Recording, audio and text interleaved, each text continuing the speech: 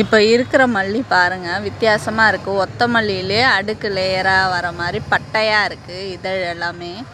இது மாதிரி ஒரு வித்தியாசமான மல்லிகை ஒரு செடி தான் கிடைக்கிது. இது நிறையா கூட கிடைக்கல. இது என்ன வெரைட்டின்னே தெரியல. என்ன வெரைட்டின்னு உங்களுக்கு தெரிஞ்சால் நீங்கள் கமெண்டில் சொல்லுங்கள். எல்லா செடியிலுமே இப்போ பாருங்கள், எல்லா செடியிலுமே ஒன்று தான் கிடச்சிருக்கு. அது என்ன வெரைட்டின்ட்டு கொஞ்சம் சொல்லுங்கள் தெரிஞ்சால். பிடிச்சிருந்தா லைக் பண்ணுங்கள், ஷேர் பண்ணுங்கள், சப்ஸ்கிரைப்